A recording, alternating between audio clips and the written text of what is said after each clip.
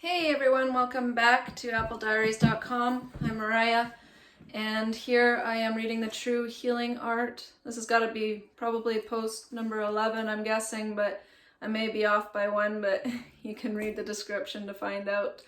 I'm just going to dive right in. We're about halfway through the book, if not more, so it's getting really good. Really enjoying reading this book. And I get to read it twice because I am reading it on YouTube here on video. I'm also typing it out in short posts on my socials, on my social medias. So I'm reading it in two ways. I'm actually writing the whole book out, and I'm also reading the whole book out. So here we go. I'll just dive right in. We are told that nature has provided a law of cure.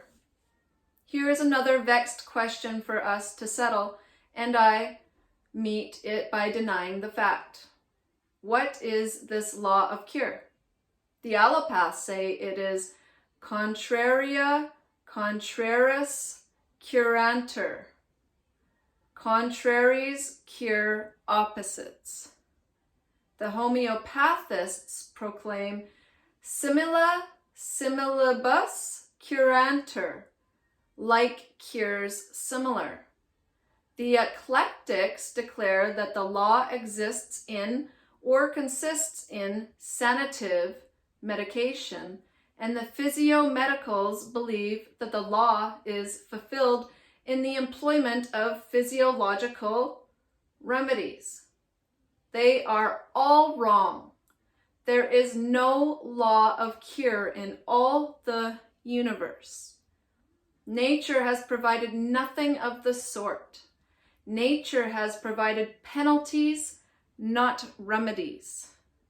Think you, would nature or providence provide penalties or punishment as a consequences of transgression and then provide remedies to do away with the penalties? Would nature ordain disease and suffering as a corrective discipline for disobedience to the laws of life, and then permit the doctor to drug and dose away the penalties? There is a condition of cure, and this is obedience. And now, if nature has provided no law of cure, she has provided no remedies. What then becomes of the materia medica and its 2,000 drugs?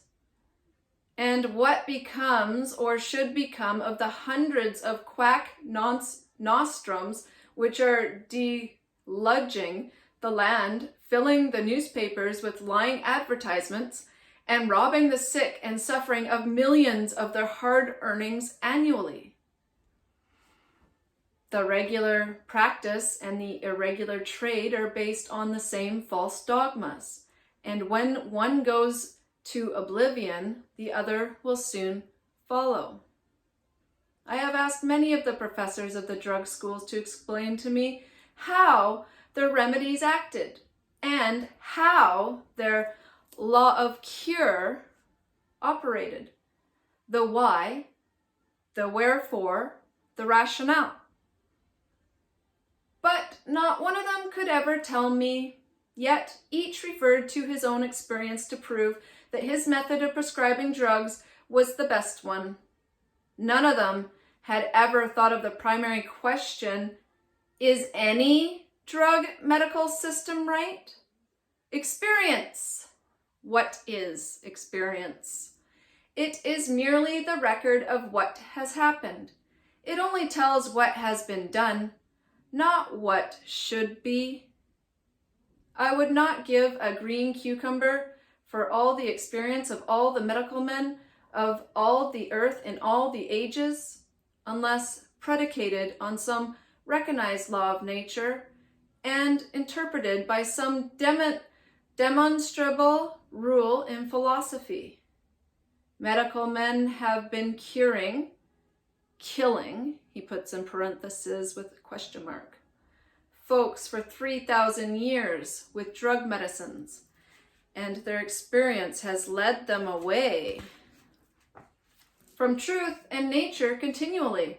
If a dozen persons are sick of a fever for 1, 2, or 3 months, and the physician gives them half a dozen drugs, half a dozen times a day, while the fever lasts, and 1/2 of them die and the other half recover, the question then arises, what the drugs had to do with the results? The drug doctor will, of course, assume that all who survive owe their lives to the medication, while all who die in spite of the medication. In spite of the medicine, he said. Where am I? While all who die in spite of the medicine. But one who reasons from another standpoint, who reasons from the law of vitality instead of the false dogmas of the medical schools, will conclude that those who die are killed by the medicine, while those who recover in spite of it. Such is medical experience. Says Dr. Bigelow, Nature and Disease, page 17, in quotes, "The effects of remedies are so mixed up with the phenomena of disease that the mind has difficulty in separating them," end quote. Indeed it has. It never can separate them. The effects of remedies are the phenomena of disease and nothing else. And what are the remedies which God and nature have provided? Drugs, poisons, chemicals, banes of every name and kind? Banes, did I say? Has not every medical school its favorite bane? Allopathy regards arsenic, rat's bane, as a very good tonic. Homeopathy prescribes nux vomica, dog's bane, as an admirable nervine. Eclecticism selects hyoscyamus, henbane, as a proper sedative, and physiomedicalism considers erinergio, fleabane, as an excellent febrifuge. Professor Payne is right. We do indeed cure one disease by producing another. But the provings.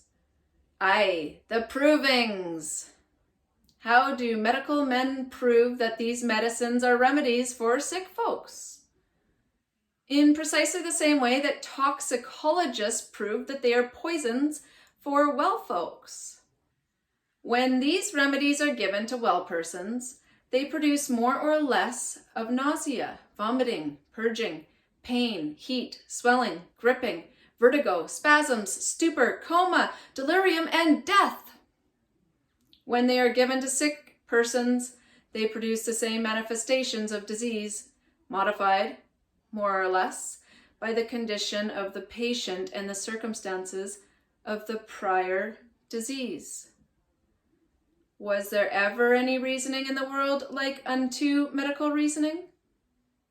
If the medical man with good intentions administers one of these drug poisons, or 100 of them, and the patient dies, he dies because the medicine can't save him. But if a malefactor with murderous disposition gives the same medicine to a fellow being, and the fellow being dies, he dies because the poison killed him. Does the motive of the one who administers the drug alter its relation to vitality? I speak in the presence of lawyers.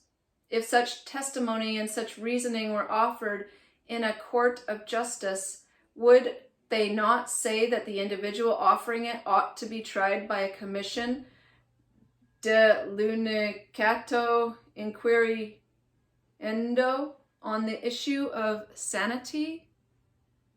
Why, this infernally murderous strychnine which is employed to medicate bad whiskey and give potency to moldy tobacco, which the rebels are accused of poisoning wells with, and which is supposed to be the cause of the hog cholera, is becoming one of the most common remedies all over the civilized world for numerous diseases.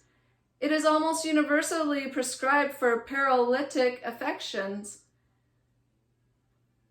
and an eclectic medical journal published in Cincinnati has lately lauded it highly as a remedy for dyspepsia. Eclectics, go for sanative medication. I remember that a clergyman, Rev. Jacob Hardin, was hung in New Jersey last year for giving this medicine to his wife. I gave a dose once to a mischievous dog, and it cured him of all his bad habits. A few weeks since, I surveyed from the dome of the capital of the state of Maine, one of the most beautiful cities, and one of the most salubrious localities that mine eyes had ever beheld. And in my lectures to the people there, I said, in quotes, "Surely this is no place for doctors," end quote. Yet I learned that typhoid fevers, diphtheria, pneumonias, and consumption were prevalent. A few minutes after arriving there, I saw a solemn procession of 20 young girls all dressed in snowy white with bare heads and bare arms, marching behind the black hearse, which contained the corpse of one of their late playmates, a beautiful girl who had died the day before of diphtheria. My friends, go with me in imagination to any one of your rapidly peopling cemeteries where the freshly broken earth tells of a newly made graves, and there interrogate the moldering bodies of the prematurely dead. Ask them why and of what did they die? What must their answer be? Did cholera infantum take that smiling babe away? Was it scarlet fever that dragged that beautiful child down to the cold grave? Did rheumatism so soon cause that vigorous youth to lie pale and prostrate beneath the clod of the valley? Did typhus fever send that stalwart man to his final account? Was it the mere incident of childbirth with a slight cold which hurried that mature woman out of the world so suddenly and so strangely? Or was it a mysterious providence, or more mysterious chance? No, human beings do not die so easily of such trifling ailments. No, I say. Could those crumbling bones and ghastly relics speak, they would tell you in deep sepulchral, but in thunder tones, "This infant died of antimony and ipecac. This child was destroyed with calomel and opium. This youth was killed with nitra and digitalis. This man was slain with bleeding and blisters. This woman perished of henbane and strychnine, and all victims to medical science." There would be exceptions, but such would be the general rule of graveyard testimony. And it's in quotes, and it's like written in a little poem like it says, "God lent his creature light and air, and waters open to the sky. Man locks him to a stifling lair, and wonders why his brothers dies." End quote. Look at the materia medica of this false and fatal system once more. If you could see it but for one instant, with clear vision and unbiased minds, you would recoil from it with horror. You would renounce and execrate it forever. What are its agents, its medicines, its remedies?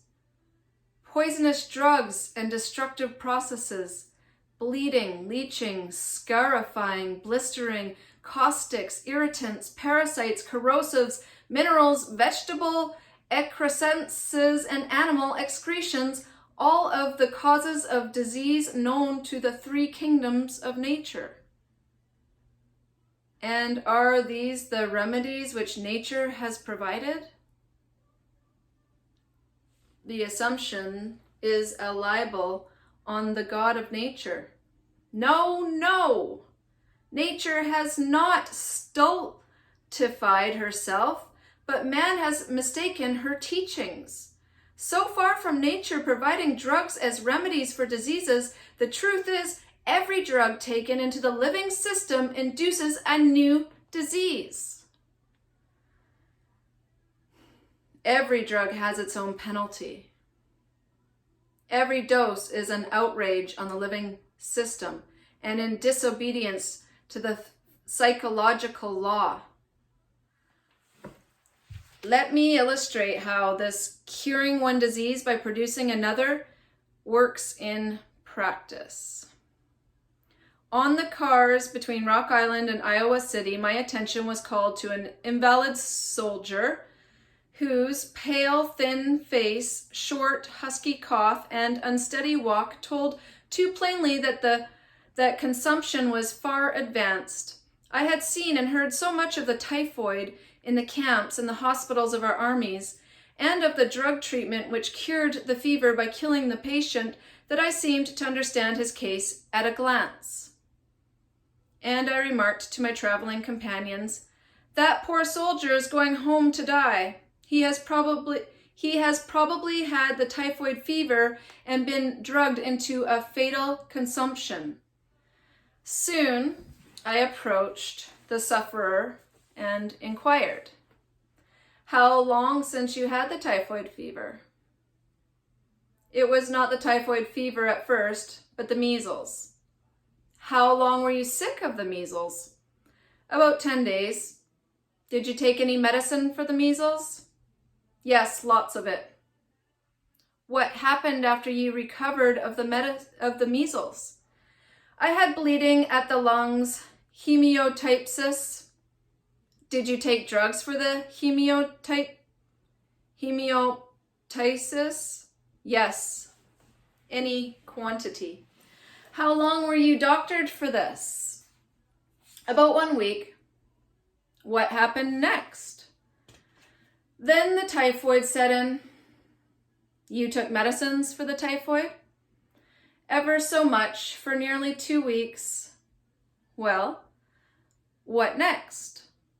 "I got about, but I have had a bad cough since." "You are now consumptive, probably." "Oh, no, I hope not, but I guess I am pretty well on the road towards it." "Was your constitution originally good?" "Excellent. I was never sick before in my life." My suspicions were confirmed. The bleeding at the lungs, the typhoid, and the consumption were most clearly the effects of the remedies which were administered for the measles. I think I'm going to stop it there. Seems like a good spot. Then he goes on to talk about another case, I believe. This is also interesting. I just love these books because they're written in the early 1800s and, well, hopefully it hasn't been altered at all, but I mean, this is the real deal, right? The information that we get today that's so censored and mixed up and clouded and everyone's just parroting everybody else's information, I tend to not be drawn to it so much. I'm finding that most of the knowledge that I've acquired in the world of health and healing has come from authors from, 18 to 1900s. And I still cherish all the authors that have given me so much insight into the world of health and which has enabled me to heal my own health issues, which, I mean, here I am almost 43 and I'm feeling better than, for the most part, than I ever did in my 20s and 30s because I'm not suffering with headaches every day. I'm not suffering with food hangovers every day.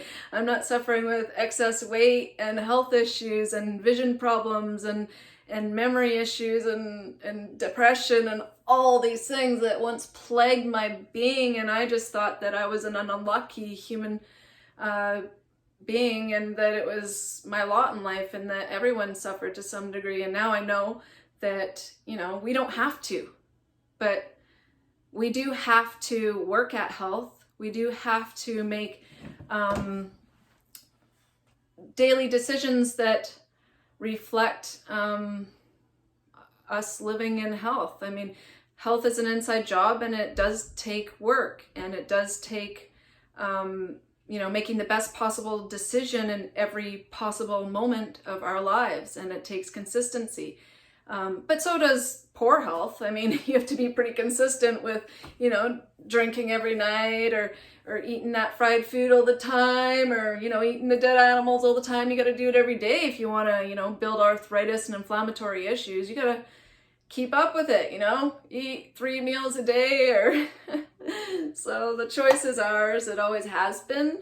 And it's just so freeing to have the truth at my fingertips. It's so freeing because, you know, I don't have to worry about anything. And if there isn't anything for me to eat somewhere, I just don't eat, because not eating is also a part of a healthy lifestyle, right?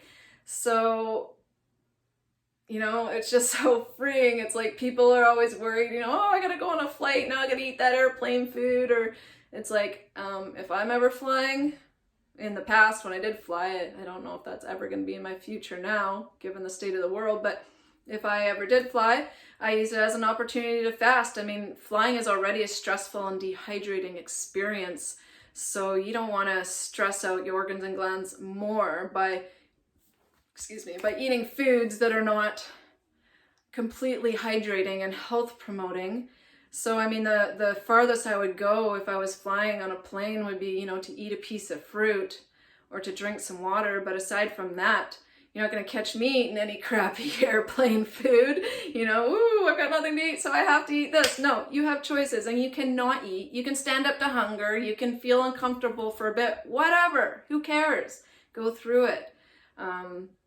You'll come out a healthier and more vigorous human because of it. Anyways, happy healing, everyone. Thank you for listening. I'm going to continue reading this book, The True Healing Art, written in when was it written? 1880. It was published in 1880. And we'll be finished this book in another 2 videos, I believe. And leave a comment below if you want me to possibly read any of Arnold Ehrets' work or any other of these older books that I'm locating or have located in pertaining to health. Okay, so take care.